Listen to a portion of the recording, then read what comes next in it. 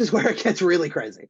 So starting with China, China is the most unclear, really.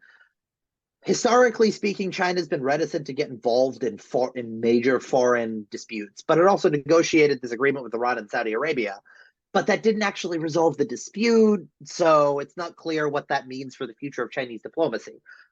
What we can say is the Chinese are not going to, they're going to want to ensure this conflict stays as limited as possible.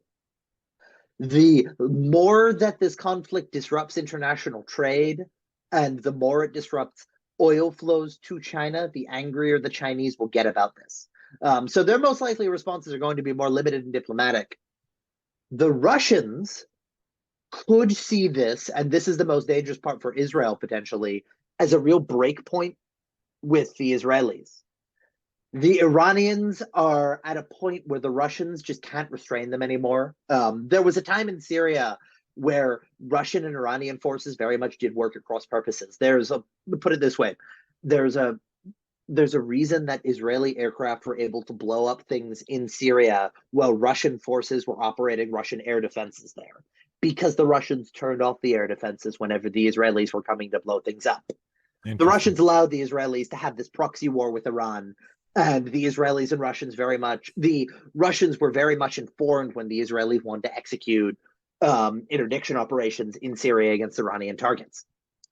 The point of leverage that the Russians had is gone, both because they're weaker and more focused in Ukraine now, and all the leverage points that we talked about before, and also because there's just not as many Russian forces in Syria anymore, because they need to go to Ukraine to fight because of the casualties the Russians have received. So that means that Russia could simply think, we don't have any leverage in this anymore. We can't play mediator. The best thing we can do here really is support the Iranians in disrupting the Israelis and potentially creating another set of conflicts that draws Europe and the United States in, diverts attention from Ukraine, and hollows out Western morale, cohesion, and resources over time. Right. Because that will be interesting for China even, right? Like, so now you have like the US or Western world kind of, busy into another kind of thing. So, Taiwan and other things is even easier kind of. Yeah, well, I think the Taiwan question is a whole separate bundle of considerations on the point of view of the Chinese.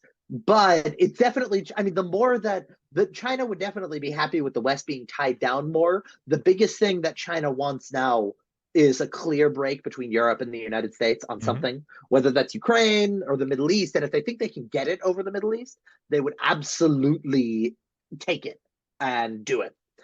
It's not clear that they're going to expend the diplomatic capital on that, when in the end, what they really want right now is to place themselves in the driver's seat in Ukraine to pry apart everyone.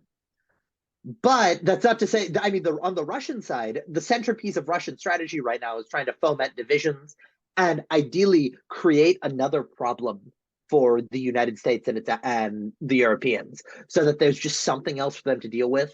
There's a much more direct line between what's happening in Sudan and Russia than one would think. The Russians have been pipelining weapons into Sudan for a long time, and Wagner is definitely involved. Not to say they're in the driver's seat, but these like spiraling crises that could sap Western attention, absolutely they'd want that. It would also induce a lot more instability in the Eastern Mediterranean, which would disrupt Ukrainian grain shipments out from the Black Sea, thereby placing even more stress on Europe, as I'm sure you've seen over the past few weeks. The Poles, Romanians decided that Ukraine was dumping in their markets, etc. So that revives that issue once again. So there are all these incentives for Russia to let this go as far as it possibly can. The United States is the hardest one here, because historically speaking, the United States has been willing to give Israel cover for wars. Each time Israel executes a military operation, Israel receives a grace period of between 5 days and like 8 weeks to get it done. And this has been true since 1967, arguably. The issue here is the operation, and at minimum, I would suspect the United States would give Israel that grace period effect to finish out, to try to move in Lebanon. The problem that the Israelis have now is it's not clear if the United States would actually give them the grace period they need, which would take 2 to 5 months to really wrap this war up in the way that would solve the Israeli strategic problem.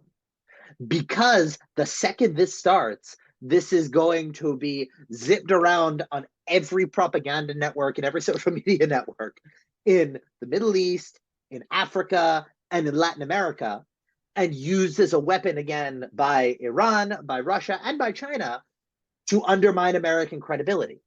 Yes, and to undermine and to demonstrate the United States is actually a colonial actor that is supporting, and all the anti-Semitic tropes you can think of as well, supporting this, that, and the other thing in the Middle East. So the Israelis are very live to the fact that they'll get pressured by the Americans to wrap this up before they're actually done with it. So it creates this uniquely unstable situation once it starts, where everyone's actually also incentivized to move really hard and decisively, because the longer this war goes on, the more these escalatory solutions, these escalatory options spiral outwards.